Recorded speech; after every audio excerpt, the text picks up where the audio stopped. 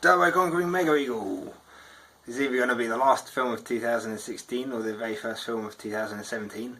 I've got charcoal cooking down at the bottom of the garden at the minute. That's a separate video, but the whole idea of making that charcoal is I've got a couple of uses for the charcoal.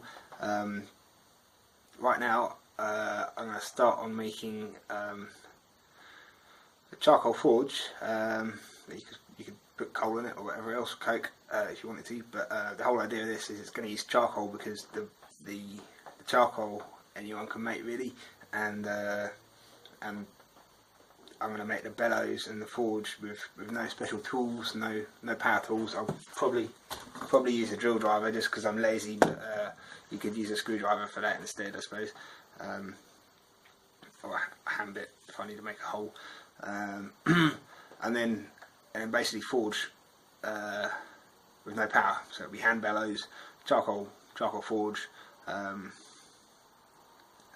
see if I can make an apocalypse knife out of whatever I find lying around the garden. Cheers.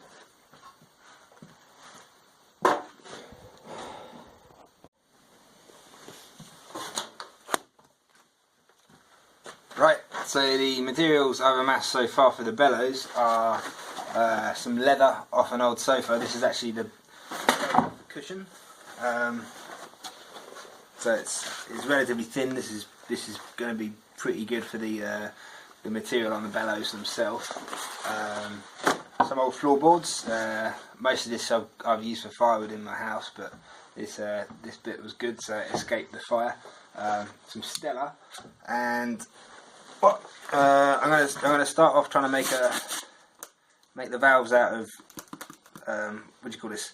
Polyprop, I think, or polyethylene. Just because it's everywhere, I suppose, and anyone can put their hands on a bit. If this doesn't work though, if it's not efficient, and if it doesn't make a nice seal, which I suspect it won't, I will find another way of making the valves. I think the best way would probably be a bicycle inner tube on a piece of wood, because that'd be nice and flexible, and the rubber will probably seal against the wood quite nicely. So I might not even bother with the polyethylene, or whatever that is. Yeah, we'll see when we get to it. First off, I'm going to cut 4 pieces of wood to the shape of the bellows, and then we're going to use 2 pieces top and bottom, sandwich the bellows material, hinge at the front. Just got some butt hinges. I mean, you can find a butt hinge anywhere. Any door's got a butt hinge on it, and what? Maybe employ a little bit of gaffer tape. I don't know. We'll see how we get on.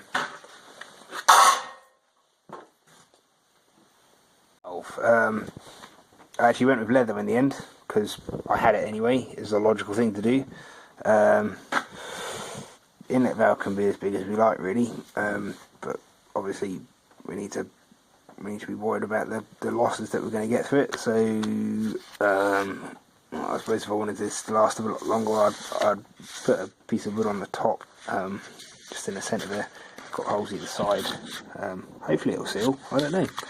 We'll find out. I'm wondering now whether I used the wrong side of the leather, but it's all about experimenting, isn't it? Time will tell.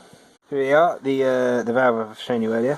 The leather is now attached to the base by means of the floorboard that's been cut up into strips. I have a small confession. I used a table saw to cut those strips. Go fuck yourselves. I could have done it with a handsaw, but I didn't. And the hinge and the top half of the bellows there,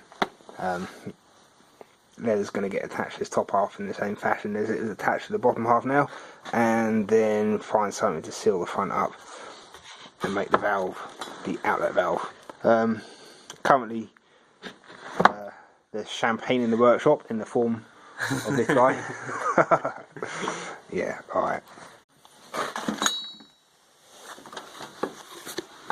So the bellows are nearly complete. Both sides have been attached to the top and bottom boards.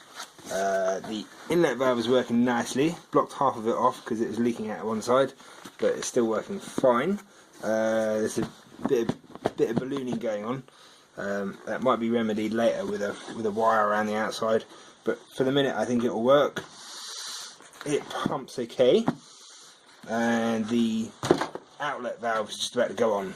Comprises of a wooden manifold, 4 holes in it. The leather valve again, with a fix on here, and there are 2 holes in the bottom of the bellows that I've got to line the valve up with.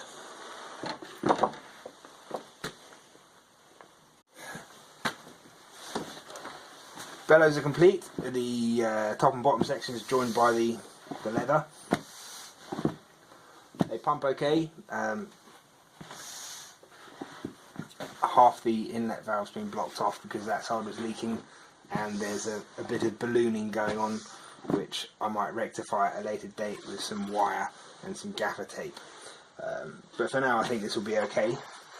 And the outlet valve is ready to go on. It exhausts through these 2 small holes here, and hopefully this will act as an on-return valve on the outlet side, sandwiched between this wooden block and the base plate, with a little hole to take the feed pipe for the forge.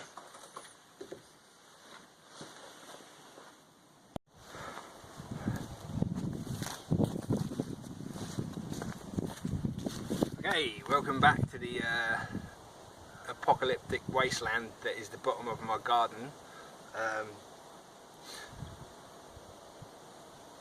I've added a base to the bellows just to keep the valves out of the mud, and put a wire around the outside, gaffer taped it in place. This has stopped the bellows ballooning. Yeah, closer look at that.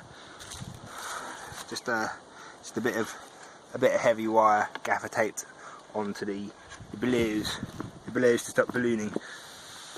So they're working really nicely now actually, and obviously the pipes on the front there, what the base looks like, and I'm gonna wait or put bricks on these bits sticking out the side so the whole thing doesn't lift up when I pull the bellows up.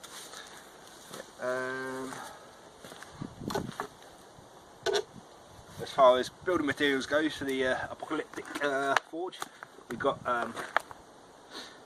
oh, there's another carrot in there. I keep finding carrots that I never got in my soil. The dog's been digging and he's put a load of clay soil up at the top, so that's very handy. I'll use that if I have to stick any bricks together or make a seal around this this pipe out the bellows. And what? I've got some engineering brick there, or whatever, house brick, to make the forge out of.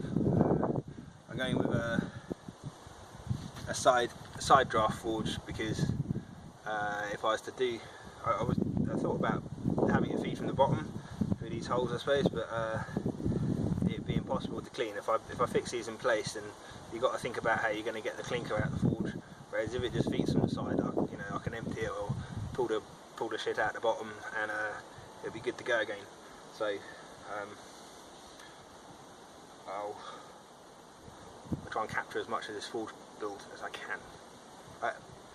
I'm gonna try and do it so I can sit down, operate the forge, and actually use the anvil at the same time. For the anvil, I'm going to use an old sledgehammer. Yep.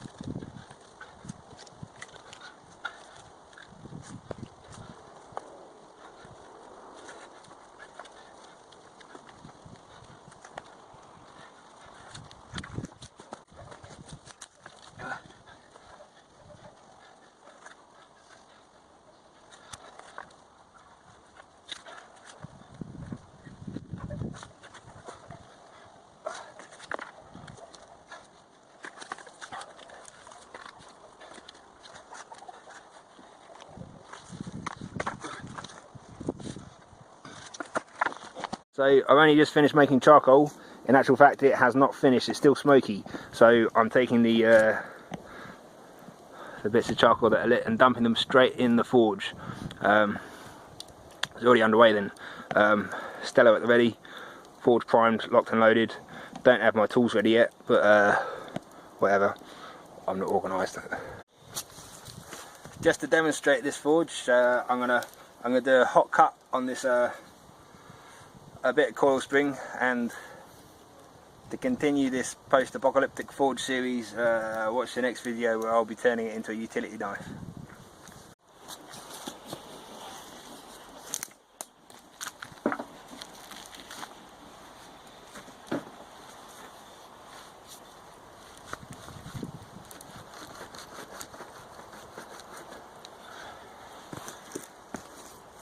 It's actually working really well. It's got so hot in there without the bellows, just with that homemade charcoal, that it's red hot. So I've just been sat here drinking beer, to be honest. I don't really see the point in putting the bellows to work if I don't have to. Cheers. I stuck the mattock in the ground there, and just gonna try cutting this down to start. Oh, it's not that bad. We'll see what happens.